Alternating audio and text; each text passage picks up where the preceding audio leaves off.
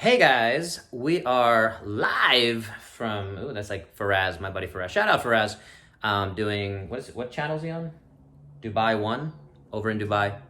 Hey Faraz. Anyway, here, Bonos, and I didn't actually come up with the best name for this yet, but the point of this video and podcast is we're gonna do a 30-day, the entire month of September, of eating no gluten and no dairy. We're trying to eliminate those two food groups, if we're gonna call them that. And Lexi is excited about this too. She might come over. So I've done some of these, and we've both done some of these elimination type diets before. We tried, was it a full month of no caffeine? Yeah. Actually, it was just no coffee. Yeah, coffee. I still had some black tea and things like that. I had some green tea. I didn't have black tea. Yeah. So and we try to really observe and pay attention to a bunch of things. So the main things here that I'm looking for, and this is stolen directly from Rob Wolf, from Paleo Diet kind of fame. And Lexi's stretching out. Knocking our whole thing over. That's fine. She wants to be involved. All right, get up here. Okay. So Rob Wolf, thank you. All right. This is going great.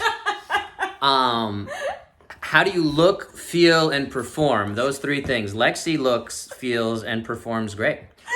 All seriousness, I personally find that when I've cut out dairy, and I've also played around with this, and I find that if I have like Kerrygold, high quality dairy, it's not as, I don't feel as affected by that, but I'm just gonna try for 30 full days to cut out all dairy, to try to really clean up, quote unquote, my diet. So again, this is just an experiment I'm doing, she's gonna do as well, and Lexi is not gonna do. But how do we look, feel, and perform? If you wanna do this with us, feel free to shoot a comment or a message directly down below, and we can help talk you through some resources, different things that are going on. Those of you listening, you're missing out on the video version where Lexi is like all over me. All right, so a couple things with gluten and dairy. So what is gluten? All right, it's not the end-all, be-all evil that some people make it out to be. But again, I've experimented with it, and I have found that I feel better generally when I avoid gluten, especially for an extended period of time. I think it's important to talk about metabolic flexibility, which is a complicated concept. And it's important because the healthier you are, the more metabolic flexibility generally you have, meaning the more you can cheat. Some people talk about everything in moderation, that kind of thing. And so, yeah, so metabolic flexibility, the less healthy you are, the less wiggle room you have. So if you're already unhealthy and you continue to eat poorly, like you need to take more extreme measures. That's something else we keep talking about. Of if you have back pain, it's just the first time you've experienced back pain, we can probably heal it a lot faster. If you've had chronic back pain or relational issues, right? Now you're in your 10th year of fighting and arguing, and you come to see Maha, Dr. Maha, that's going to be tougher to fix than if that very first time you had a fight. Maybe you don't realize, you don't think like, oh, we should go see someone, because there's like a stigma attached to that and all that. But that's our, I think, and correct me if I'm wrong, you want to jump in? Yeah, things trigger you more easily too once you've like accumulated more resentment or frustration in the relationship. So yeah, so the less healthy, quote unquote, the more easily inflamed you will be. Yeah, and I think to jump back to the food challenge bit for a second, I think that the gluten and dairy are two food categories that are easy to fall into traps when you're not thinking about eliminating them, based on my own experience. And I'm going to kind of document this throughout the month through my different social medias, share my experience with you guys. But the big thing for me, and we had a friend who had a recent kind of, there's cancer everywhere. We just had Black Panther just died of colon cancer. Cancer is really bad. Cancer sucks. And it's something, when I think about food, I think that it's a medicine to help prevent and treat cancer. There are ways that we can think of it that way. And then B, again, it's building that long-term thing, concept that, again, it's avoiding chemicals. A lot of the chemicals and additives that get put into our current modern food supply has most likely increased the rates of cancer. So we want to avoid cancer. I want to avoid cancer. I want you to avoid cancer. I don't want to just harp on cancer, but there's all sorts of chronic diseases that I think are, that's a whole different part to this conversation. But I did want to throw that in there. I want to ask my lovely wife here, why are you, and what is your experience? We talked about this a little before, and she is not fully convinced that gluten and dairy are bad for her. She's a lover of pizza, as am I. We were just gonna have some pizza. This is August 31st, the last day before we start this food challenge. So we were gonna have some pizza, and I kind of know the effects of that. I'm actually like not in the mood for it, to be honest. And we have this always back and forth of she's in the mood for this or I'm in the mood for that, and sometimes we clash on that. But we found ways to work with that. But I want you to share your experience around. I always win, basically. Happy wife, happy life. So share your experience about dairy and gluten and kind of what they mean to you. Go, okay. Boom. Yeah. So before I met you and got into the like weightlifting, strength kind of lifestyle, yes, exactly. I used to eat pretty much anything and everything, although I had started to avoid and cut out all sorts of like fast food, and by fast food I mean like McDonald's and Burger King and all that stuff. So I think that was a big part of what helped me feel better in general, and like Coke and Diet Coke and all that stuff, and all the diet stuff, even like low fat, no fat yogurt and stuff like that. So for me it's more about trying to go to the most natural form of the food as much as possible. So, but before I met you, I didn't used to think about dairy or gluten as an issue because it never felt like an issue for me. I didn't used to feel inflamed or have any health issues, thankfully. So, but then when I started to read more about it, hear more about it, for me, what stood out the most is the quality of the food. So it's not necessarily the gluten or the dairy per se, it's more for me the fact that they're so processed, and there's probably all sorts of chemicals involved in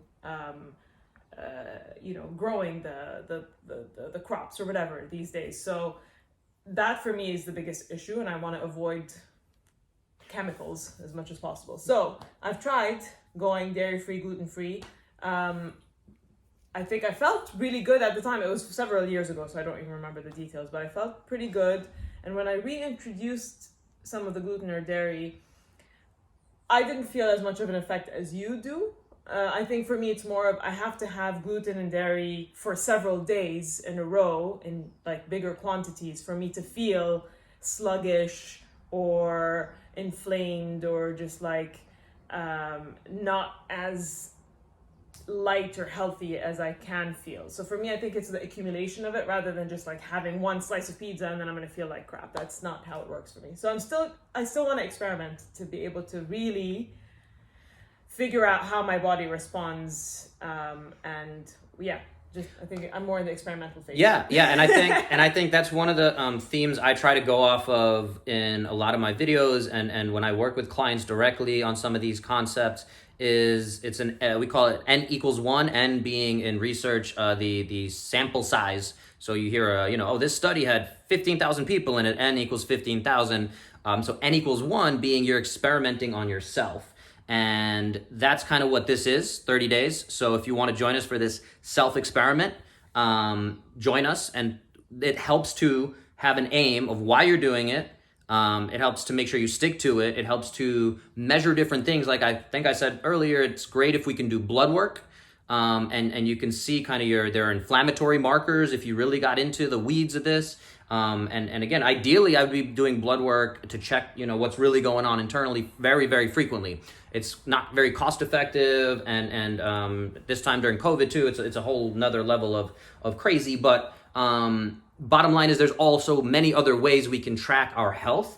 There are, again, I think to the Rob Wolf kind of look, feel, perform. How do you look, feel, perform? If you actually take pictures of yourself, you can see how you look. You can check in with your spouse or partner if you don't have one. Check in with, a good friend. If you don't have a good friend, give us a call. We'll be your friend. We'll chat. But seriously, we'll take a look at how you look. We'll track that, and you can very kind of objectively almost see how things are going. I guess it's more subjective. Sorry. How do you feel? Again, like she said, you start to feel that there's brain fog. We felt it a lot more with the caffeine experiment, I think. For me, with the caffeine, real quick, I actually improved my peripheral vision because I was clear. But again, it played around with my energy levels, and I had to really think about the different kind of risks, the pros and cons of each of these types of foods. So the other part I want to jump in on, and I wanted to say this as Maha was talking, I didn't want to interrupt you, but what you mentioned of it's not necessarily the gluten or the dairy that are the problem, but they seem to be very big linchpins that they're kind of dropping the domino, so to speak, or starting the domino chain of other things going on. So we see this also a lot of times with vegetarians or vegans who start to feel really good when they switch to vegetarian or vegan. I hypothesize that it's not the removal of meat per se that is the connection of feeling better, right? It's a lot of times that correlation causation, which I talked about in another one of my podcast videos. I also had Just Eat Real Food. We cover some of these concepts there. So I encourage you guys to go check that out. Don't forget to like, share, subscribe, bada. And no, nothing. Didn't find that funny. Okay. We've been working on my noises. So bottom line is that correlation causation. So, but I do find a strong correlation personally, again, in my experience of removing gluten, dairy. When I eat a little too much of those, it inflames me. I feel inflamed. I feel the difference. Again, maybe it's placebo, maybe it's psychological.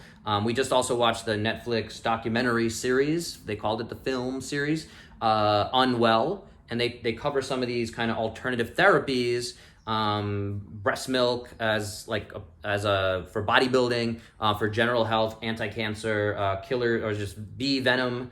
It's an interesting series. Essential oils. There's some placebo there, and we were discussing how they kind of do a good job of showing both sides of the story, kind of thing. So what did you think about that series? Yeah, I really liked how they showed kind of both ends of the spectrum and like the scientific aspects and some, researchers' perspectives and anecdotal, evidence versus some of the times that it didn't work. So yeah, it was I like that they didn't necessarily push a message, but they just showed you the different pieces of information, and it's up to you to make up your mind, basically. Yeah. And again, that's where coming back to this theme of continuously learning, lifelong learning. I figured out, I wrote a note earlier saying knowing, and I didn't realize why I wrote that until just now. Thank you for sparking that connection for me. That's what I'm here for. Yes. So it's that we don't know that gluten or dairy are bad for us per se. We don't know the effects of ayahuasca, even if you tried it, right? It's starting to understand and change our mindset around this is a journey. Our bodies change, but also until you can really eliminate all other variables, which is very rare, but the more we can pay attention to these experiments and have these better controlled experiments, that is what should help us get a better understanding of our own bodies and move in the direction of, hey, why are you working out like that? Why are you eating like that? Is it just because, it's the latest trend and fad? I'm doing keto because I saw someone lost a bunch of weight on it. I want to lose some weight, so I'm going to try this keto thing. Well, there's more to this stuff than that. Again, this is the world we're living in. There's we can get into the depths of libertarianism and the free economy and things like that. Let's not. So there's some interesting concepts there.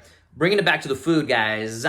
30 days, September. If you're with us, again, we're happy to share some of the concepts for you.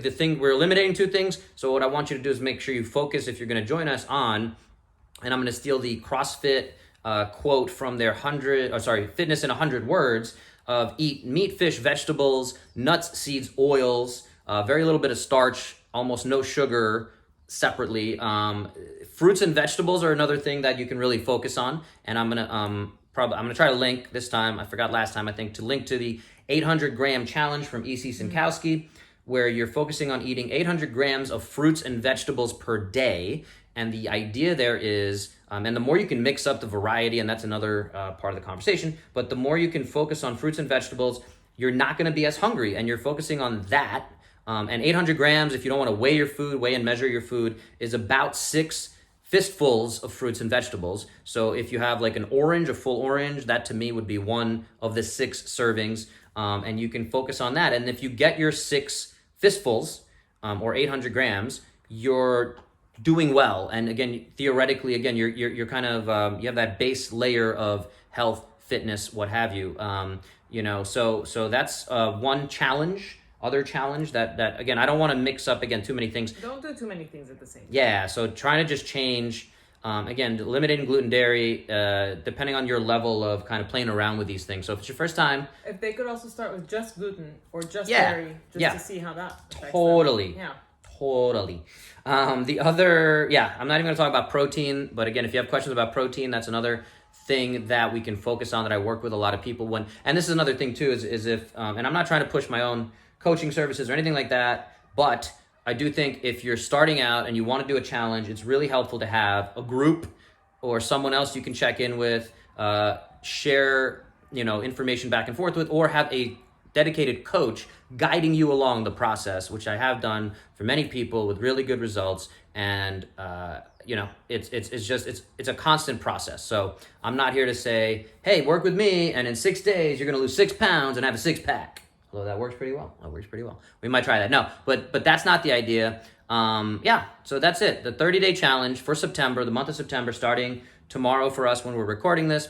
And any other questions, thoughts, feelings, concerns? I would say maybe have like a few things you're keeping track of every day so that you can have like measurable sort of evidence, like maybe 3 questions every day, like how am I feeling emotionally, physically, energy levels, or I don't know. Yeah, no, I do that. Whatever you suggest. Right, I totally do that with some of my clients. And again, you got to do what's going to work for you and what is not overwhelming. So if you don't want to add stuff to do every single day, then it's about knowing yourself, right, and not getting overwhelmed. So again, I do find that totally, and I send that to a lot of my clients that I work with. Of on a scale of 1 to 5, rate yourself on how your body feels today. Okay, and if you feel like a 5, awesome. How is the quality of your sleep? 1 to 5. I'll put some of these questions down below. She's gonna remind me, and if it's not there, it's her fault. Totally her fault. I'm gonna blame her. No, so that's an awesome point, my love. Anything else that I missed? Cool. So if you guys want to jump in, again, comment, message.